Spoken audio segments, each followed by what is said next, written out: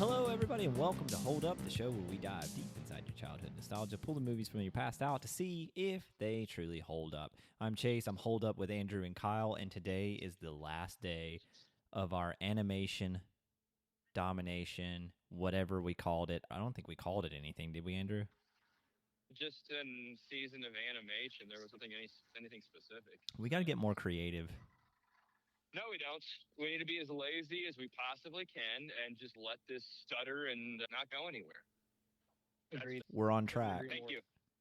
I'm glad you all agree. Could not agree more, Queen. Yes, Queen. Brave Queen. Get it, Queen. Get it, Queen. Well, Kyle, you're on the Kirkland Signature Series hotline. Do you want to go ahead and tell us how you're feeling today using medieval terms? Oh, I am on a freshly sown battlefield, blood all around, and I'm still alive, but I've just been bludgeoned by a glaive, the not fun end, as well as hit by a morning star in the knee. I'm still crawling. I'm still making words, but my jaw is fractured. I am obviously living in that time period, so I'm not sure about medical terms. But in a medieval term, my spirit is leaving me, and I can taste my bowels. So we're crawling towards death, slowly but surely, but we weren't the last person dead. I think the horse right next to me just died, so I'm the last person alive. Nice. That was like stakes 10. Yeah. Stakes 12. Like that was very intense. I did not think you were going to take it that far. But hey, for you. There. I feel like I was watching Goodfellas while he was talking for a second. Oh, yeah. Kyle, you're doing great today then. Oh, yeah. No. We're still alive, baby. The reason we asked Kyle to explain his medieval feelings today is because we watched The Black Cauldron, didn't we, Andrew? A Black Cauldron, yes, we did. A cult classic now, but one that wrinkled up many childhood memories for me. Yeah, it was a treat, to say the least. I will say I don't have any memories from this. This is my first viewing of this film. I know all about it, but I never watched it until now. So, Kyle, I know Andrew's got some things to talk about. Kyle, do you have any childhood nostalgia towards this film? 0. Okay. Damn. None. Yeah. So it's really just me. It's just you. Because it was such That's surprising. When we get into kind of some of the history of this, but Andrew, I want you to tell everyone at home some of your childhood nostalgia about this movie. So I had it on VHS. I didn't watch it as many times as, say, Fox and the Hound or Peter Pan or something like that, but I watched it quite a bit. I don't think I watched it until I was like 6 or 7, maybe closer to 8. But it was one of those movies that I remember, like, it's kind of frightening to watch as a kid, but it was one of those that I could get through and I wasn't going to piss myself. It was one of those where I was finally of the age where I was mature enough to see something scary through to the end. But I also read the books, The Chronicles of Prydain by Lloyd Alexander. I read all 5 of them and watched the movie. The movie wasn't a lot like the books, but there were similar pieces, similar themes and plot lines, but I love both the movie and the book quite a bit. And they said too, the Disney executive said that was the hardest part, was they were trying to cram 5 books worth of information into one. What, an 80-minute movie? This movie's also really short. Hour and 20. Cool. Kyle, I don't know what you know about The Black Cauldron, but this movie has like a very tumultuous backstory. So during the production of this film, I think it was Walt Disney's brother bought the rights to the book series. What'd you call them? The Chronicles of Prydain? Yeah, the Chronicles of Prydain. So he bought the rights to make a movie out of that. And then shortly after he did that, he retired. The Black Cauldron went into production, I think, it was in the early 70s, but they decided... bought the rights in 73. I know that. 73. This was a long time in the works. And they had a slot... And they had a slot to make an animated film at the time, Disney did, and they decided to go with The Fox and the Hound, which The Fox and the Hound in 1974, when they started production on that, really kind of pushed Disney at odds with each other because Walt was gone, and they were trying to do a lot of the process of what would Walt do at Disney. And Andrew can probably talk a little bit more about this, but Disney was not doing very well. The animated process had changed at Disney, and it kind of lost a little bit of feeling. The Fox and the Hound is a classic, and it's gone on to be a great success for Disney, but it was the last success. So they were going to do the Black Cauldron around the same time, so they started production on that. They decided to try to go in a different direction. They wanted something a little darker, a little edgier. They were trying to make an animated movie for teens, and that was going to be their step. And so that's what they were going to do with this series.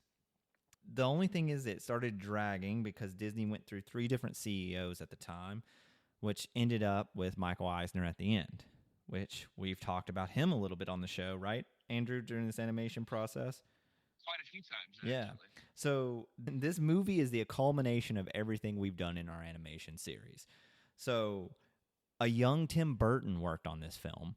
He was an intern at the time at Disney, and he did some of the concept art, which they didn't like. Go figure. It was bold, and they appreciated his vision, but the Black Cauldron was going to be what saved Disney. That's what Disney executives thought at the time. This movie is going to revolutionize us and push us into a different direction. So they started doing a bunch of different work on the animation process. And so they turned to another artist that they were like, this guy, he gets that dark input. He's going to lead the direction over the Black Cauldron. Turned out to be Don Bluth, who we've also talked about a lot during this entire process. So as this is starting to happen, Don Bluth leaves Disney and forms his own animation studio with The Secret of Nim. So Don Bluth is off the table, so they have to go back to the drawing boards, literally, and start animating from scratch. They decide to even push it further into a darker tone based off what Don Bluth had done for the film. So this whole movie took about 10 plus years to make. It went through different changes and different sceneries. A bunch of executives had abandoned the movie and thought it would never get made. But then flash forward, they get something made, and Michael Eisner and Katzenberg, which we've talked about before, becoming Pixar, comes on board. They see an audience screening with this film. During the screening, a bunch of mothers grabbed their kids and rushed them out of the theater. A lot of kids were crying and screaming. It did not go well, and Eisner and Katzenberg hated it. So Katzenberg storms to the studio and looks at all the Disney executives and says, edit this film, which then they had to explain to him, you can't just edit an animated film like you do a live-action film. So he just goes in and starts editing it himself. They cut 12 minutes of this film, 12 minutes that they said was brutal and dark. And by cutting this 12 minutes, it went from a PG-13 rating to a PG rating, which Disney was like, fine. They had sunk enough money into it that they were going to release it in 1985. So in 12 years, what did this budget get to, and did this movie make its money back? Budget was $44 million. Correct. That's quite a lot for an animated movie in the late 70s, early mid-80s. Historically, it was the largest animation budget at the time. They used a lot of CGI. I think it was the first animated movie to use CGI, which was groundbreaking and life-altering, as you can imagine back then. $44 million was the budget, but it only grossed $21 million altogether. Whoa. So huge massive flop. failure. All of that. And Chase, a little trivia for both of you. What was the movie that Disney came out with the following year that got them back in the good graces of animation? We've reviewed this one. It's one that we kind of felt. Nope. Yes. Yes. I think that was Universal. It was The Great Mouse Detective that came out in '86. Really? No way. It was the answer to the failure that was the Black Cauldron, and luckily it did pretty darn well, and it got them back in good PR perspective, if you will. Yeah. They recovered, but they still had some damage control and whatnot to fix in the coming years. But yeah, this movie, The Black Cauldron, really set them back. I mean, yeah, and to even expand on that, they moved their animation studios into a warehouse, into a cheaper state somewhere, and they cut the animation team down, and Katzenberg and Eisner were like ready to abandon the animation of Disney, which sounds blasphemous now, but at the time that was something they were thinking about doing because Disney hadn't done well. And I know The Great Mouse Detective did well, but what really saved Disney was The Little Mermaid when it came out in '89, because it made like $245 million and set. That was the start of the new golden era of Disney that set them on high ground for decades to come. But it wasn't until that. It wasn't until Little Mermaid. They were floundering as a company altogether. No pun intended. Did you mean to do that? I didn't, but might as well make it pun intended. There you go. This movie come out? This movie came out in '85. It seems so much older than that, though. It's really not. Just watching it, like, almost kind of like, it looks like the old, like, aspects of it kind of look a little bit like the old Hobbit, like, animated. Yeah, keep in mind, they did start on this movie in '73. So this movie is 12 years into development when it was released, and on top of that they used older assets for some of these scenes, like some different paints and animation styles to cut the budget down. Another little fun fact about this movie and how Disney viewed it. So it was released in '85, but because of the poor reception and the absolute money bomb of a loss, they didn't release this movie on VHS and whatnot until '97. Yeah, they tried to bury it. Onto it. Yes, they did. They did it for 12 years. Yeah, they hated 12 years from the inception to release, 12 years from physical release, the actual theatrical release. But they hated it. They hated it. But you know who didn't hate it, Andrew? Me? The Disneyland in Tokyo. Oh, really? Yeah, so I'm not going to go into grave detail with this, but so in Disneyland in Tokyo, when they were building the park there, they built a Cinderella's castle like the one in Disney World and Disneyland. The Japanese wanted to put an attraction in it, and the only way that you could put an attraction in it is do it at the basement level. So what they did was made a bunch of dungeons and did kind of a walking, I don't know what you call those attractions, but like kind of a walkthrough show attraction. Yeah, like a maze kind of thing, but it was very theatrical.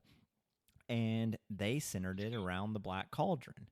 So you would go through Cinderella's castle, and there's video of this online if you want to see the attraction itself, and everything is in Japanese. It was one of the only rides in Tokyo Disney that was fully in Japanese, so that but you'd have a show performer that leads the entire group through the show building.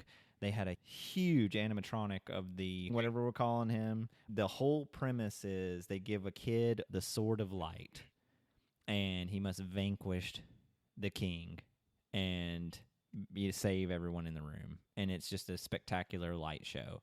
But it was an interesting ride that ran for a little bit at Disneyland, and then due to earthquakes and the changing of how the Japanese government wanted to build their buildings, they shut it down because they were worried about the safety of the building if something were to happen, since the show was inside underneath. So, trivia for everyone, there was a Black Cauldron ride out there at one point in time. Hey, the more you know. Yeah. It's fun to watch that online too. You won't get any of it because it's all in Japanese, but it's still fun. We just established that this film almost killed Disney animation. So maybe let's find out if it holds up or not. I think it's time. Okay. So Kyle, let's start with you. Kyle, where does this movie take place and how does it begin? It takes place in like something that would be almost like a fantastical land of England back in the day kind of thing. Welsh. Wales. It's Welsh mythology. So England, United Kingdom, Wales, it's all the same, right? Right? Yes, that's right, Andrew. Thank you. Let's upset our viewers. Yes. Upset them. That's my goal. I wonder, you know what? Speaking of that, I wonder how Robert Plant feels about this movie. I bet he likes it. Actually, I don't know. He was older when it came out, so he may not have liked it. I bet it wouldn't be surprised if he read those books, though. But go on. Sorry. Sorry for the, side segment there. Yeah. No. It's okay. You should be. Okay. But it's almost like fantastical land, and it's well animated. Kind of open up into like a what is it, like a farm. It's not like a farm. But it's like a little homestead, and a boy is being very Luke Skywalker ish and kind of like, I don't want to do my chores, Grandpa. What's the boy's name, Andrew? Taron? Taron. Taron. Taron. Sorry. Yeah. It's a dumb name. They have some weird names in general in this. We're introduced to this character. I think that's a good comparison, too, of him, that he is kind of like the Luke Skywalker character. It's very much, he's kind of got that whimsical, dreamy-like notion to him. Yes, I would agree. And he's got a friend, too, that I think is a pivotal character, probably the best character in this film. The best character, easily, is his friend is a wee little pig, and she is just a very sweet little pig. What's her name? Henwen. Henwen. Henwen. Henwen. A great name for a pig. Great name, yes.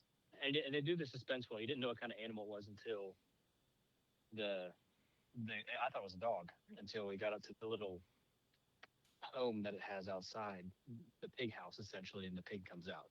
I thought that was pretty fun little touch. But it's very much like sentient kind of a pig. It is not you're not guessing if this pig has anything going on, if we're going to eat it later. It's very, very apparent that this is a special pig. Special pig. And I think at this point too, we meet, it's his caretaker? Is it his dad, his grandfather? They don't really. Who knows? I took him, he was the master pig wrangler, and Taron was just his apprentice. Is that a job you could search for on Indeed? Master pig wrangler? There's a specific name to it, but penkeeper or pigkeeper, I don't know. But that was his business, and Taron was simply his assistant. I don't think there was like a familial relationship. He was almost kind of like the Merlin character of this film. I don't know how the books are. Are the books the same, Andrew, where it's like a very King Arthur kind of vibe? Yeah, the books are darker and just really mainly just straight up medieval fantasy fiction.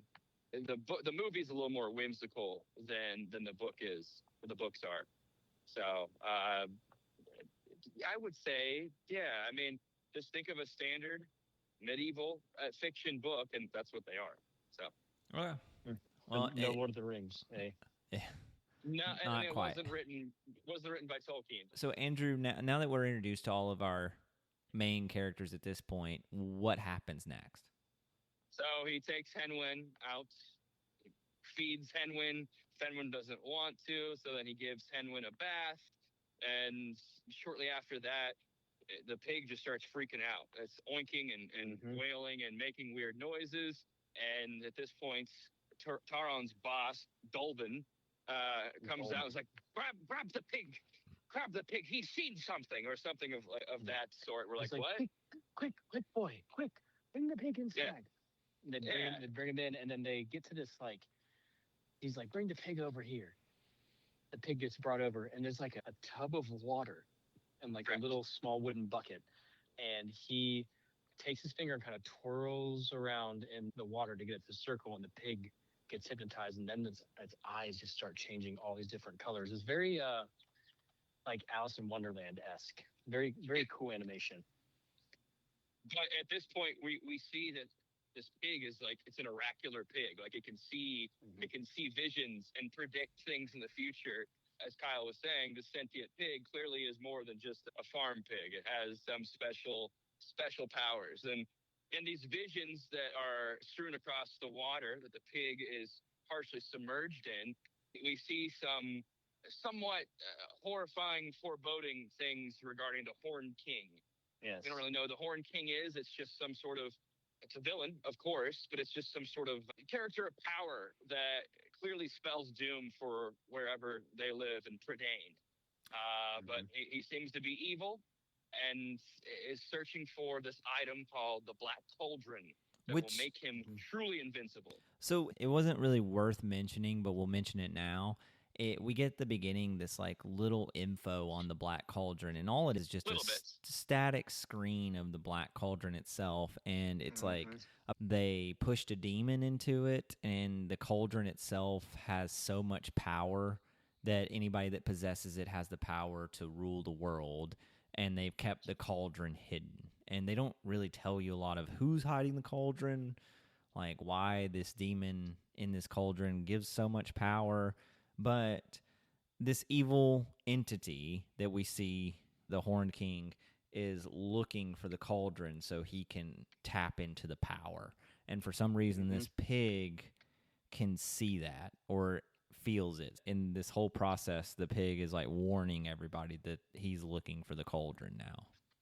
And at the end of this vision, it was made apparent that the Horned King is aware that this pig is broadcasting and showing these oracles, and he knows that this pig exists, and he knows that this pig can lead him to the Black Cauldron. So right then and there, we're setting up future events and plot points. Right. So yeah, because the pig knows the location of the cauldron, and Correct. this is kind of a mess, guys. Like, Yeah. why does this pig know this location? Yes. Who possessed this pig to hide this information? None of this is given to you. You just have to accept that this is a pig that has the fate of the entire world in its brain. You And just got to accept it, Chase. It is what it is, all right? You just got to accept it, and we can't ask too many questions, you know? It is what it is. But It's an oracular pig. You bring up fair points, though. It's a really ridiculous, almost absurd premise. Like, what? it's You know? it's because they kind of give you this like lore on the cauldron itself, and they explain the Yeah. cauldron, and then they're like, now fuck you, you got all the information you need. The next hour and 10 minutes you're going to accept whatever we say because we gave you the information on the Black Cauldron. I didn't need that much information on the Black Cauldron. I can accept that that's just a magical cauldron that houses power.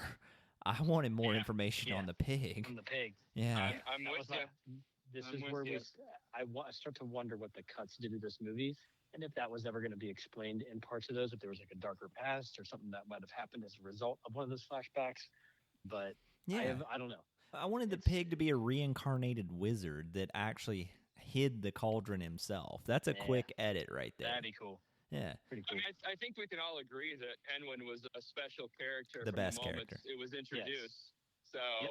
And to not have anything more from that pig is a crime. I wanted to think twice about eating bacon again. That's how I was thinking about that. That's what Yeah. we got out of this. This is a vegetarian well. podcast now, but we're moving on. So the master, the wizard, he tells Tarwin, he's like, take the pig and run and hide. in this cave, and I'll come get you when it's time. Right. He's like, we can't let this pig fall into the wrong hands, and it's your duty now to protect the pig. And he's not like a kid that's like nervous about this. He's excited because he is, again, what Kyle referenced earlier. It is a Luke Skywalker character. He wants to be a Jedi. This kid wants to be a knight. He wants to be a warrior. Yeah. So He wants to go up against the big bad forces that threaten Prydain. He's sick of being a pig assistant and wants to break free and be his own man. Even though being a pig assistant is bringing him the biggest responsibility of his life. Because at the end of the day, he still is a pig assistant. He's just assisting this magical pig. Mm-hmm. But Well- what happens next, Kyle? We've kind of got our plot. This child just gets sent off to war like immediately. It's just like, all right, well, you got to go. So go to this cottage, this secret cottage. Cool. Bye. Peace out. Bring the pig with you. Take the pig there. And that's that. Like, I'm not kidding. It's literally that quick. And he just learned that magic existed, too. Yeah. It's just a lot going on right here. And he has illusions of grandeur and like, oh, I'm going to be some wonderful wizard. And I'm going to be I'm going to be an amazing, wonderful warrior. That's who I'll be. And it turns out that you're a child, and that doesn't happen.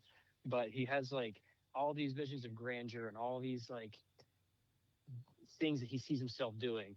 And we'll find out pretty quickly he doesn't. And it starts with him going down the road with Piggy, with Henwin, and we immediately, like, immediately get separated.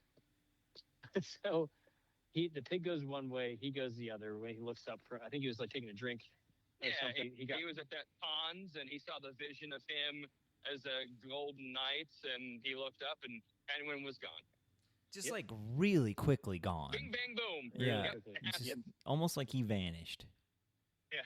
Vanished. Almost like he's vanished. He's vanished. But the pig is gone, and then we meet another character now. And then this starts the process for me that was very annoying. And I think the cuts had something to do with this.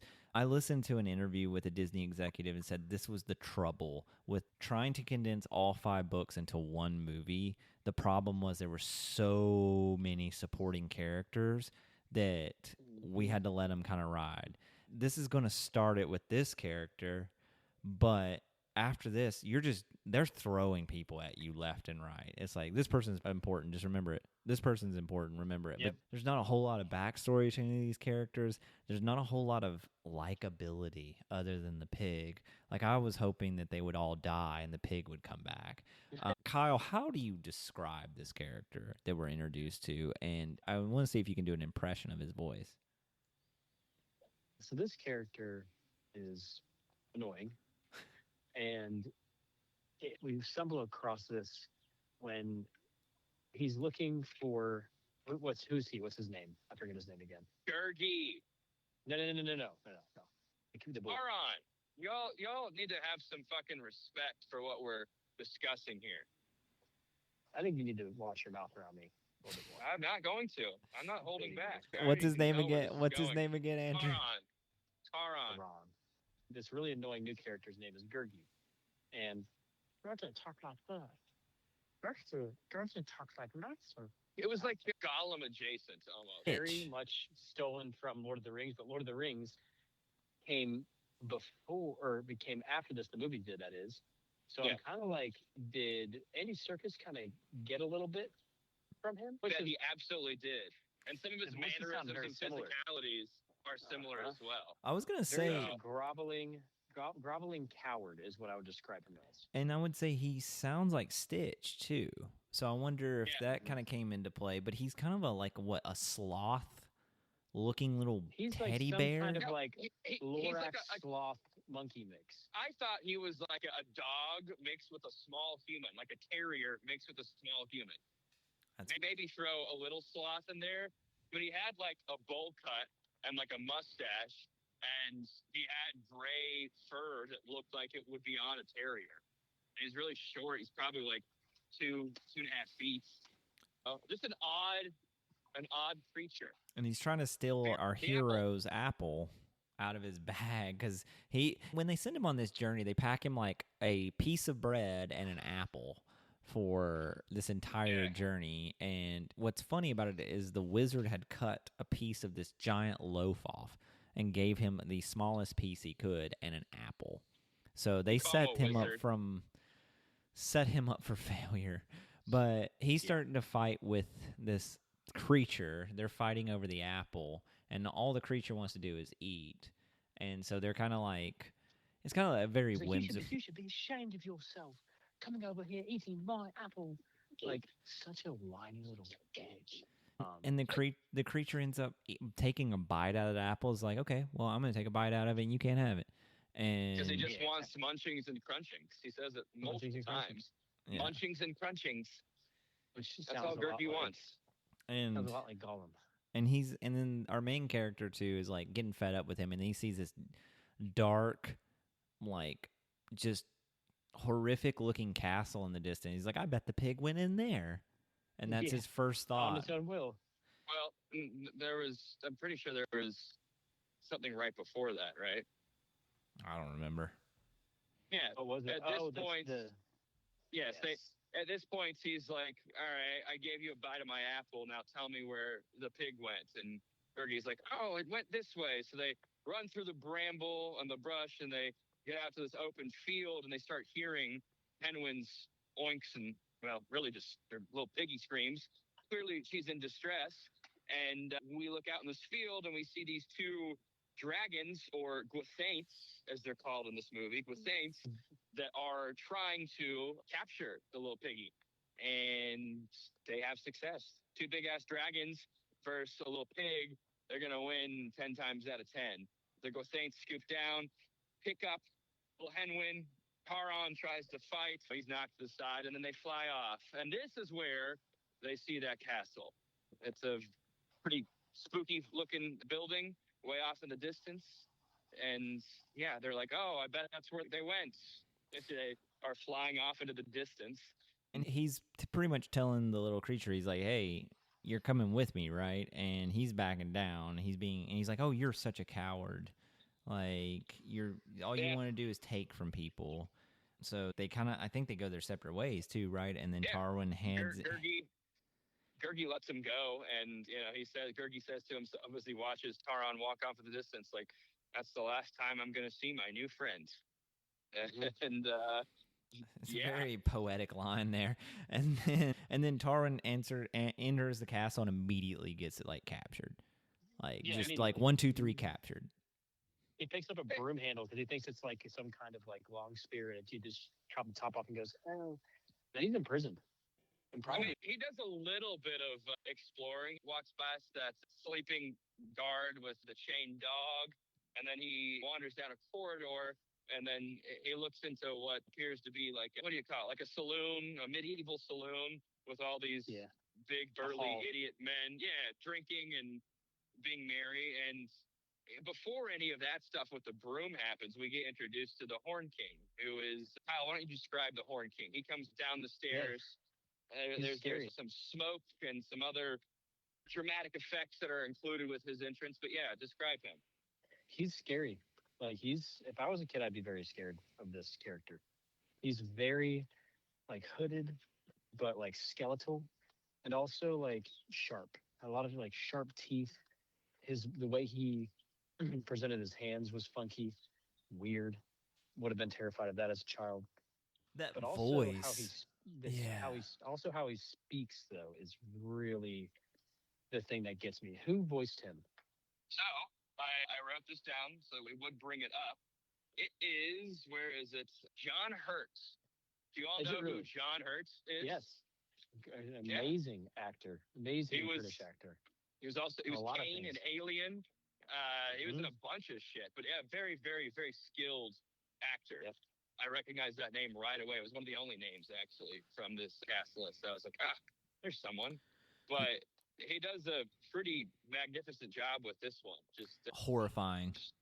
Yeah, just horrifying all around. So this and this central character too, this main villain, the Horn King, is what Disney was trying to prevail with for a teen audience, but it scared so many kids during the test screening.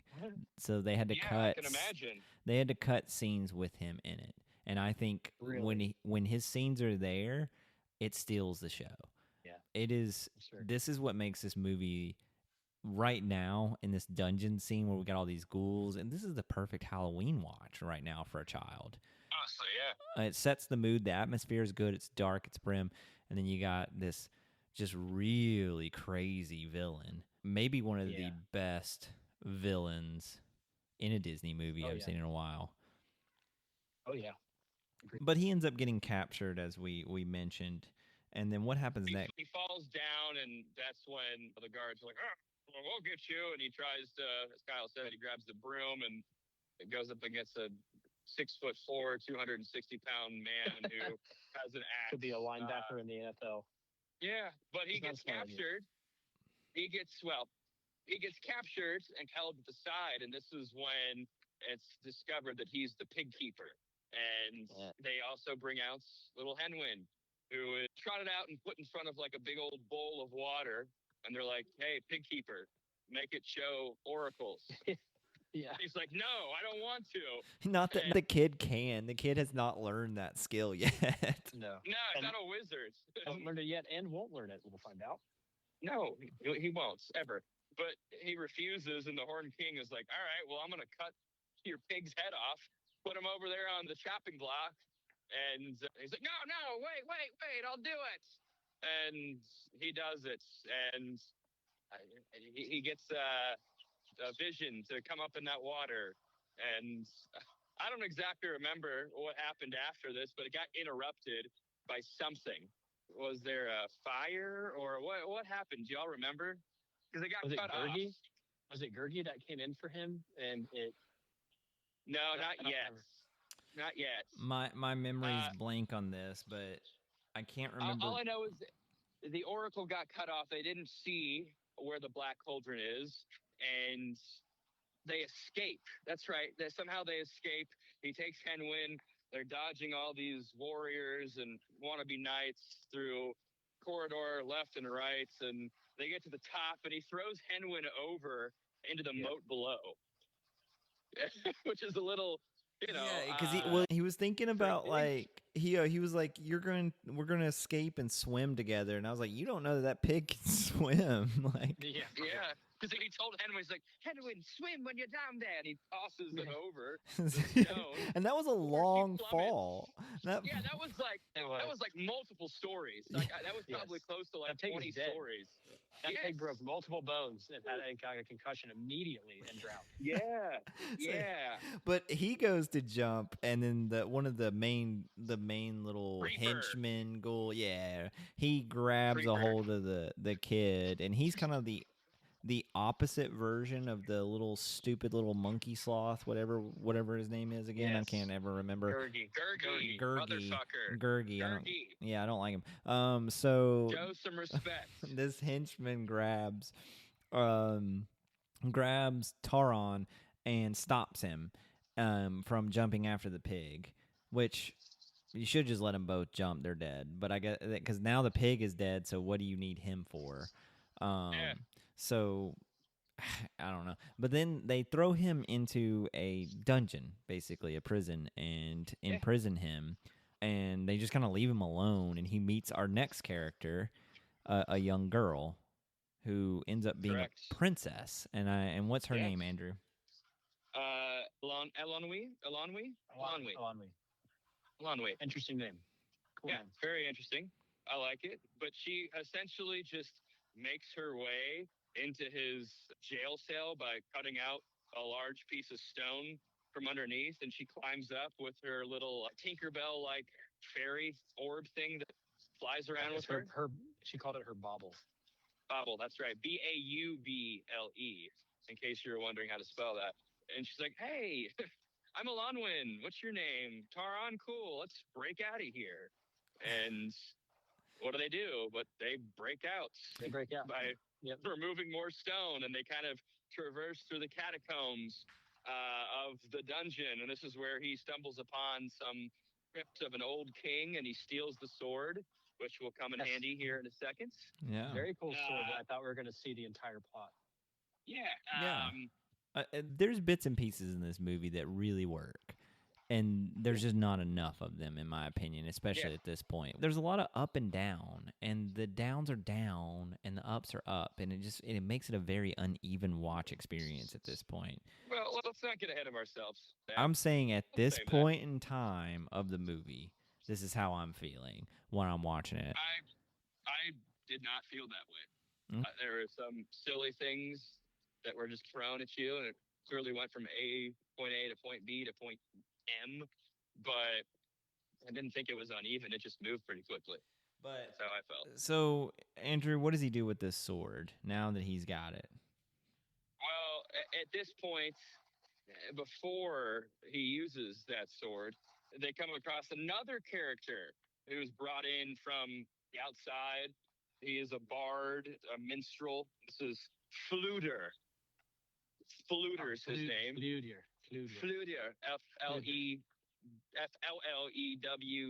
or something like that. Yeah, and he's put up what do you call that method of torture or wall piece where is there a specific name for that, Kyle? I don't know what you're talking about, where they hang him from the wrists. Yeah, he's chained to the wall essentially, and they let him go. They get him out. Him and Taron and Elanwi.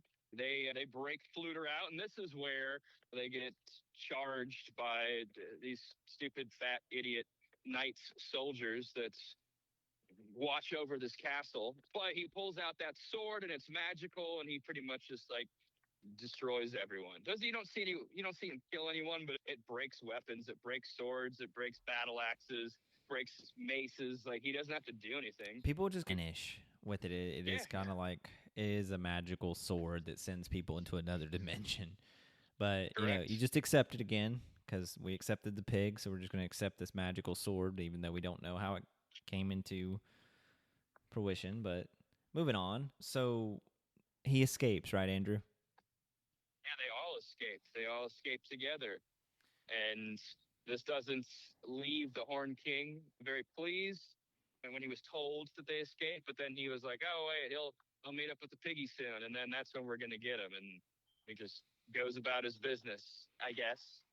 And meanwhile, you got Fluter, you got Taran and Elanwi walking through the marsh and swamp away from the castle. I don't think they have any idea where they're going. They're just going to try to find Tenwin.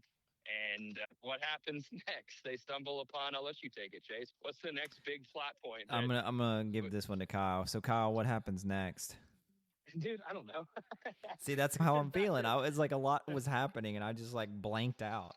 So there's a lot of things that happen in rapid succession. It's one of those kind of movies where we're just sort of introduced. Is this the witches? No, so we meet another set of characters, don't we? We do. There are a bunch of like fairies. Oh yeah, underground fairy dwarves. But before that, Gurgi approaches them on one of the trails and starts to follow along again. And he's surprised that his dear friends did not die. Yes. But yeah, they stumble upon this little reservoir. It's like a little pond. And I'm pretty sure, was it Gurgi that walked into it, and it started to like create a vortex, like a multicolored vortex, similar to that of the vision that Tenwin can make in its water. But it essentially sucks all of them up into this vortex, and they're sucked below the water into this massive cavern where these fairy creatures live. Yep. Yeah, that's pretty much what happens. And these fairy creatures are like, "Oh, you're looking for the Black Cauldron? Well, that's in Marva. You've got to go to Marva." And they assigned this cantankerous fairy to take them there. So that's pretty much it. That's the thing, too, that kind of bothered me, is this pig was supposed to be the only one that knew where the cauldron was, but yet these random fairies know where the cauldron is. So why do we need the pig? Other than, like, the pig's awesome, and I love the pig. Oh, at this point, well, I'm not going to ruin anything, but... Yeah, no. I mean, we're there. So, Kyle... we don't really get to see the pig again, so... Exactly. Yeah. We'll get there. Kyle, what happens next? My head's starting to hurt. This is the witches, right? Yeah. Am I wrong? Basically. No, you are right. Remember that cranky fairy took them to Marva. They're more magical creatures that they're meeting and learning about. And like I said, they ask about the Black Cauldron, and the lead fairy, I don't remember his name, but he was like, "It's in Marva. You have to go to Marva." And then they assigned this cantankerous, cranky fairy. I forgot his name. Really not that important. But he was dressed in yellow, and he takes them to Marva. They're just there. They arrive. That's about as efficient as I can relay it. They're there, and they stumble upon a cottage. They knock on the door, and what happens next? Someone take it from here. I don't want to keep rambling. They meet a bunch of witches, right? 3 witches? Yeah. Yeah, so Kyle, take it with these witches. Can you describe them for us? They're the classic 3 witches. One's like got a really long nose, the other one's got a really big mouth and tiny eyes, and the other one and a big chin, and the other one is like just some person who doesn't look like a witch and shouldn't be a witch. It's the classic witch. So, which we'll not put very childlike, or No. not very child appropriate, I should say. No, but there are also tits on airplanes. So what are you gonna do? That is true. What are you gonna do except look at them? But anyways, the witches soon to come find out that they're looking for the Black Cauldron, and I think there was a little bit of a spat there where one of the witches kept turning Fluter into a frog. A whole slew of frogs had been let out by the crew beforehand, and they didn't like it. So there was a little skirmish there, and Taron brought his sword out, and the witches were amazed by that. And so conniving witches are going to devise a plan. They're like, we're going to make a bargain for you. You give us the sword, and you get the Black Cauldron. And that is what happens. Taron gives up his sword. They get the Black Cauldron. Yep. No need for the pig. No need for the pig. So the reason for this journey is a moot point. The whole first quarter of this movie is useless because there was no need for the pig. And that wizard that is all-knowing should have known this with Taron. But anyway, so now they have the cauldron. What are they going to do with it, Kyle? Well, now they're going to try to destroy it, but then the witches tell them, they say, oh, you can't destroy it like that. The only way it can be destroyed, or it's what is it? The only way its evil can be stopped is if somebody willingly goes into the cauldron and gives their life. Yeah. They're like, yeah, you can go in, but you can't climb out. And Gurgi, being the phony, brave individual that he is, climbs up. And as soon as they say you can't climb out, he's like, oh, no, I'm not going to do it. And they're like, okay. Yeah. All right. Cool. Well, and where are they going to take that cauldron, Andrew, now that they have it? So now they're going to go take it and try to figure out how they're going to destroy it. Where do they end up? I don't remember. That's don't bad of don't me, they but... try to take it back? They try to take it back, but then they're stopped by the Witch King boy. What's his name? Horn King? Yeah, that's right. They're hoarded by all of the Horn King and his cronies. They just show up in Marva, and they take the cauldron from him, and they take all three, Fluter, Taron, and Elanui, as prisoners. Somehow Gurgi escapes. He makes his way out, but the Horn King now has his cauldron, and we're back in the castle. Just kind of like that. Like we said before, this movie kind of clips along. It's only an hour and 20 minutes, and it's a movie that needed to be about an hour 40, I think. And I never say that very much. Longer. One of those that we rarely say should have gone longer, Chase. Yeah, very rare. And then this is probably not even an hour 20. This is probably an hour 15 if you take the credits out. Yeah. But we're nearing the end here, so we might as well just keep trudging along. Yeah, trudge along, Andrew. Tell us what happens now. Now they're back in the castle. Back in the castle, and they're kind of back in that great hall. Fluter, Elanui, Taran, they're all hung up as prisoners. Their arms are chained to the wall. They're not getting anywhere at this point. And the Horn King places the cauldron in the middle of the great hall. He goes and grabs a skeleton of a deceased knight or soldier, and he drops it into said cauldron. And all of a sudden, we start to see some like red fumes and multiple colors. I wouldn't say an explosion, but something is happening with that body in the cauldron. And all of a sudden, these green gas fumes start to leak out, and they're spreading to every inch, every corridor of this castle. And that dead skeleton that he put in comes out of the cauldron as like an undead zombie, if you will. Draugr. Yeah, Draugr. Yeah, like a Draugr. Thank you. It's alive.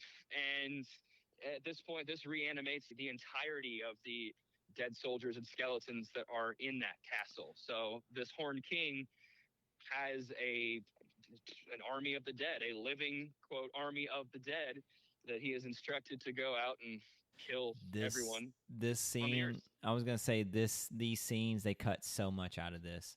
With the army of undead, because the test audience, this is what scared the kids the most, because they said that they were going to be even more ghoulish and just horrifying. And then we had more scenes with the army of the undead, because in this movie, they're useless, at least in the cut that we got. They just are there. They're cool. I think that scene with them coming alive is incredible. It's great art. And we haven't talked about the animation much, but the animation is very good here. It's got that classic Disney appeal that Kyle was talking about. But at the time, they were really pushing boundaries. And Andrew mentioned the first film to ever use CGI. And you could see it. You could really see it. At least I noticed it. Yeah. That green gas that bellowed out of the cauldron. You could see how they altered. It still looked real and like acceptable. Right. So they use CGI. They use CGI in a way that some movies Marvel can't do today. So it's like it's really fun to see this kind of style of animation. And like I said, it was gorgeous at times. And it makes no exception right here with the Army of the Undead. But again, it's like most of this movie, we don't get enough of it. It's just here and it's gone. He has his own army now. And now they're remembering, right, Andrew, what the witches said about the sacrifice to destroy the cauldron. Yeah. Correct. Someone has to give their life. So at this point, our three main characters are chained up against the wall, but who comes out of the woodworks, out of the blue, completely unexpected to save the day, but our dear friend, Gurgi. Yeah. He was sick and tired of being a little pansy and scurrying off when he was most afraid to avoid any danger, but he shows up. He shows up to save the day. He unchains the three main characters, and then he sacrifices himself. He was like, I'm going to do it. I'm going to make up for all the bad I've done and go climb in that cauldron. And boy, he does it. And you know what he says too? He's like, because Tauron's about to sacrifice himself for the good of mankind. And correct. He says, no, Tauron has friends. I don't have friends. Yeah. So he's like, and then he just jumps and makes a heroic leap and vanishes into the cauldron. It's pretty spectacular. Yep. He does. He Sean Beans himself. He Boromir's himself in that one. So very good use of free will. Yeah. Nobody understood the quote the reference I just made. That's okay. That's fine. Not everything's meant to be understood. But moving on, he's able, because that pretty much stops the cauldron, right? Yeah, that undoes the army of the undead. They're walking across the drawbridge, and all of a sudden they just start to crumble and fall. They're no longer undead, living undead, if you will. That undid the spell. That completely, his sacrifice changed the trajectory of the worlds in which they lived in. Right. So, at this point, Creeper informs the Horned King. He goes out to inspect as they're out looking at this viewpoint atop the castle. He comes back in. The green fumes and the chemical reactions that are occurring are like at an all-time high. There's all sorts of shit whirring through that great hall. The Horned King sees Tauron, the pig keeper, and becomes agitated. And it happened quickly, but he was trying to take Tauron and throw him into the cauldron to reverse what had just been done. I believe that was his intention, or just to kill him. And when they're having that little skirmish, a little battle, the Horned King just gets sucked into the cauldron himself, and he goes away. He's kaput. He's gone. He's dead, and that's pretty much it. Yeah. Yep. So out belches who though, Andrew? Gurgi's still gone. Yeah, so they go back to the witches who made the deal. They go back to Marva for whatever reason. And they're bringing the cauldron with them and the sword. That's what the witches want. They want the sword and the cauldron. And before the witches are bitches. They were like, what they were trying to do bargains with Tauron the whole time. So now that they get back, he's like, I'll give you this, but we gotta bargain for it. So they kind of use the witch's logic against them, and he wants to bring their dear friend back in exchange for the cauldron and the sword. Which the witches do what, Andrew? They bring Gurgi back to life. They don't give him the sword. They're like, we'll settle for that. It's a bargain. And they cast a spell on the cauldron, and they take it, and they pull it up into the sky, into the clouds, or whatever dimension they're residing in at this point. And once the dust settles, we see the body of our friend Gurgi, and they rush to him, and they're like, "Oh, Gurgi, wake up! Where are you, Gurgi? Come to!" And then all of a sudden, he's like, "Crunchings," and they're like, "Oh, Gurgi, you're alive!" And they hug, and they walk off into the horizon, and they're holding hands, and Gurgi makes Tauron and Elanwi kiss. There's some tension building up there throughout the plot. He forces them to. Yeah. One hand, the back of each head, pushed together for a little smooch. And Fluter, Gurgi, Elanwi, Taran, they walk off together, and at this point, we do a little. Where do we go? What is this next final scene here, Kyle? I want you to finish it off neatly for us. They said to just walk off in the forest, don't they? They do, but then what is the final scene? We go back to the little pig farm. Oh, and it's fucking Henwin. Where the fuck have you been? And Dolben. And they're like, oh, they made it. I always knew he had it. They're looking at another oracle in the water, and he says to Henwin, you did good, pal, or something like that, as if like the whole plot of this was just to get Taran out of his comfort zone and have his own coming of age story. Yeah, basically to get. What it was implied. It's basically to save him from Tatooine. Yeah. Is where we're at. The pig. In this case, it's Prydain, not Tatooine, and yeah, it's the same thing. It's the same exact thing. Yeah, so it's except not as good. But Kyle was texting us, and I was with Kyle about like the whole pig journey here. Like, yeah. The pig is introduced as this pivotal piece, and it just turns out that they just like use him as like a red herring the whole time. It was just a plot point. It was just an end to a mean, essentially. Right. So the pig means to an end, if you will. He didn't need the pig to send him off on a journey. He could just say, "Hey, I need you to go find the cauldron," and I'm sure Taran would have done that. Taran was not like a scared child. He was somebody who wanted to be a warrior. So it makes no sense. Brave. Yeah, so he was ready to kill himself for the good of mankind. He was not going to hesitate. He picked up that sword in the dungeon, and he's one, like Kyle said, of great grandeur, but he's very naive on the dangers of the world around him, which makes him a good hero. There was no need to do a red herring just to get him to go on this journey. It makes no sense. Although I do. That's what they did. And that's what they did. But that's what they did. And maybe that's why it didn't make as much in the box office or was a big critical failure. But anyway, starting with you, Andrew, you have the most to talk about with this movie. What do you think about this movie now that you've seen it as an adult versus when you watched it as a kid? The memories came flooding back. It was a pretty nostalgic watch for me, if I'm being honest. I think this movie and those books were like my first adventure into medieval fantasy. This was the first medium I consumed of that genre. So it meant a lot to me. Watching this nowadays, I didn't know what to expect. I didn't remember exact plot points and how they got from one end to the other. So I was curious to see how that would end up. And I'll be honest, I enjoyed what I watched today. So I did watch today, watched it a few hours ago, so it was fresh on the brain. But there wasn't really a moment where I was upset or annoyed. I don't know what it was, but I think the nostalgia took over for me, where I didn't really look at it with a critical lens like I usually do. And I go into most movies with a critical lens, but I think just some of my core memories and things that came spiraling back. It was like a time warp for me to watch this. Like I said, I love this movie. I love the books that went with it, or I should say the movie went with the books. Not exactly. It was very loosely based, but I don't know.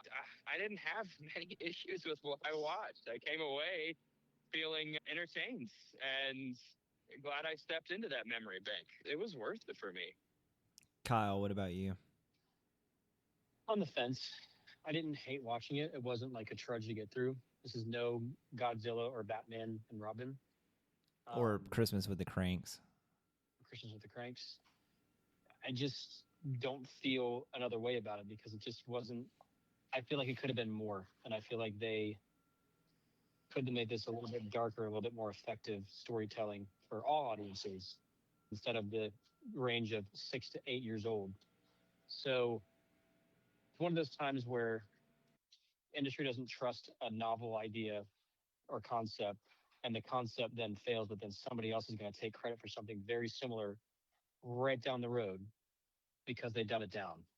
And then it becomes commercial success because it's dumbed down versus what it could have been if they just would have bit the bullet and picked a fucking lane, because that was not like a young adult or PG-13 movie at all in any way, shape, or form. So Yeah, I don't know. I like the voice acting. The animation was good for the most part. I don't really have any gripes with any of that. I just want to know what the fuck happened to the pig. Did the pig just fucking go? Or Yeah. what was the pig? Like, that one was just, I don't know, it rubbed me the wrong way.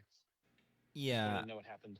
Kyle, I agree with both of you too. Like Andrew, I know you got the nostalgia and that's carrying you through it. I Yeah.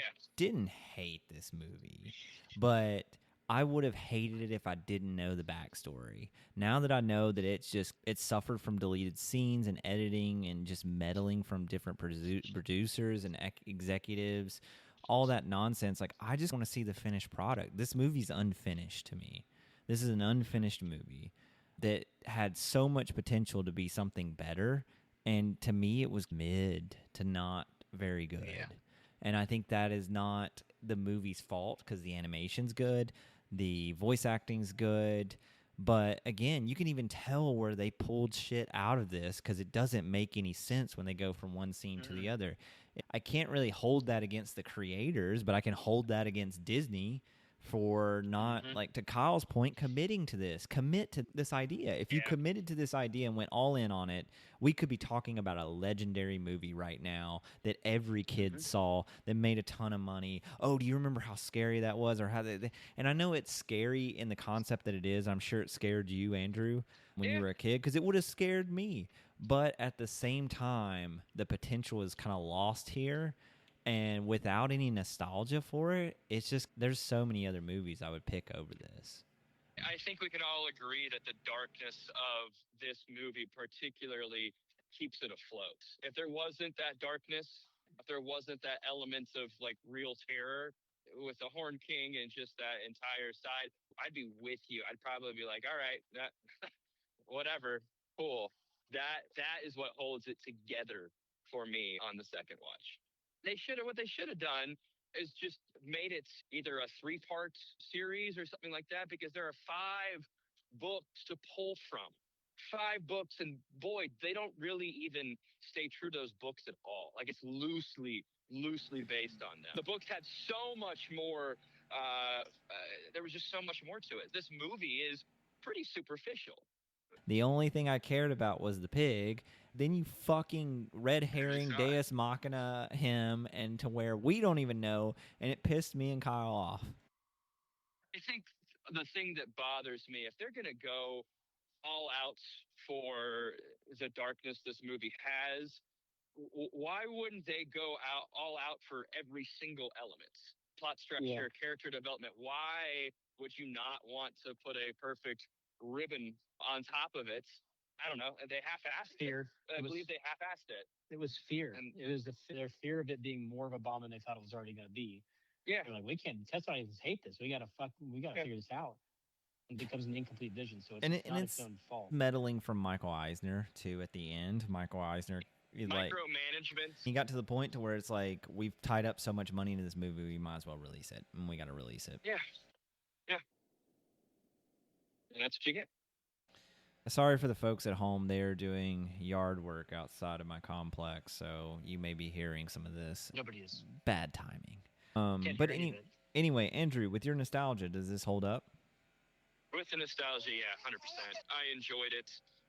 There are, like I said, everything I just said in the past five minutes or so, there are absolute flaws with this, but the whole package, the memories, the feelings I recalled from when I watched it as a kid, coupled with the journey that I took when I read the books, like I still enjoyed it. I do believe it holds up. Kyle, what about you? I don't know. I think that it had a lot of potential to be something great. And because of everybody's meddling from the production, or from the producers rather, Disney, it took a lot of points off when I found out there were that many cuts to it. And also, what happened to the fucking pig? What happened to the pig? So It's always going to be the question.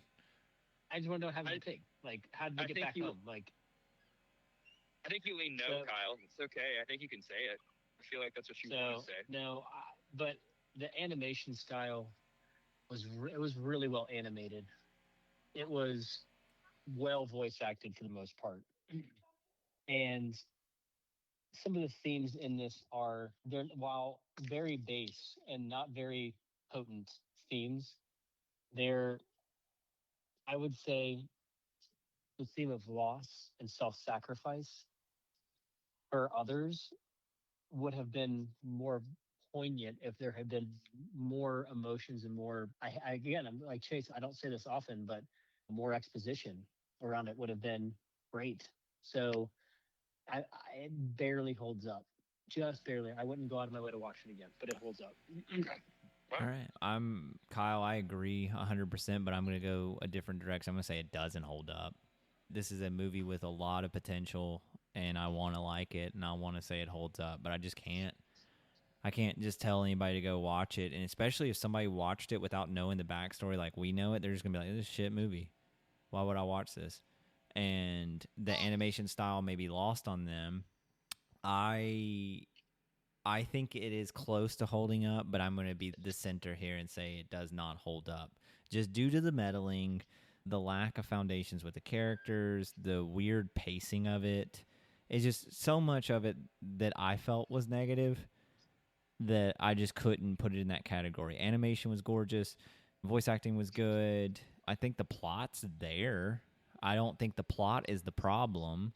It's just like me and Kyle said, it just needed more time in the oven. And which is weird to say for a film that was spent 12 years in development. It's one of those things. It's just too many people got their hands on this and too many people said no and cut and chopped it up. Katzenberg probably ruined it with his 12-minute chop of it.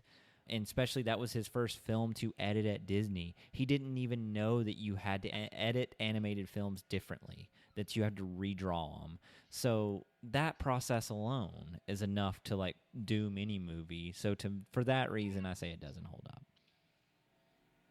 I think that's All fair. well thought out. I think that's fair. I was gonna say, if it wasn't for the nostalgia factor, I'd probably be with you. But I don't know. The movie means a lot to me, and I enjoyed it. And like I said, I just wasn't nearly as critical with this one. I didn't feel the need to be. So That's all fair fair too. points. It's fair Yeah. too. Andrew, what would you give it on an IMDb score? So probably a little bit higher than both of y'all. My initial reaction was like 6.4. Okay. Kyle, what about you? It's a 5.3. Okay. I'm going to give it a 5.2. And what is the actual IMDb score, Andrew?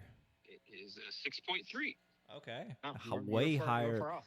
Way higher So than I does that thought. go to our? Does that kind of go to our point here about some of these nostalgia factors maybe. when it comes to IMDb ratings? Because Andrew Maybe. gave it a hold up because it was nostalgic for him, and it was very close to the IMDb score. Yeah, I think that's fair. We talk about it, and that's the point of this show. And it's just depending on your nostalgia for certain movies, you may hold them into higher esteem. This one, again, is one that Andrew picked because he had memories of it. Me and Kyle have nothing. So we're going into this with fresh eyes. And for us, we had so many questions. And it's probably the truth right there with the ratings. Yeah. And I've made fun of the people who give these ratings, scoff at some of their nostalgia bump that they've given them. Here I am, guilty as charged. So feel a little hypocritical, but I don't know. Like that was one where the blinders, were they even blinders? I don't know. I couldn't take them off. I enjoyed it, and I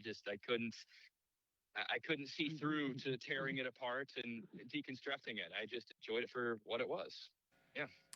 Yeah, I mean, it's fair. I'm glad you had a good point. I'm glad you had a good time, Andrew. But you know what we do around here, though? We reach into your childhood nostalgia, pull the movies from your past out to see if they truly hold up. I'm the dissenter today. Andrew and Kyle say the Black Cauldron holds up. I do not. Go watch it for yourself.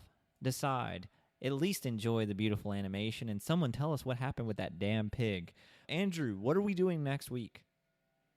I think we're going to jump into some more summer blockbusters, part 2. I did it last year. We're going to do it again this year.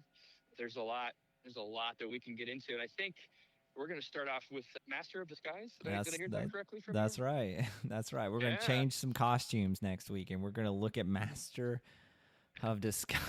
A Dana Carvey classic. Can't wait. But we just finished up our animation block. We're heading on to season 7, but we're not giving any breaks. We're going to start next week looking at our summer blockbusters part dos as we look at the Master of Disguise. We'll see you all next Thursday.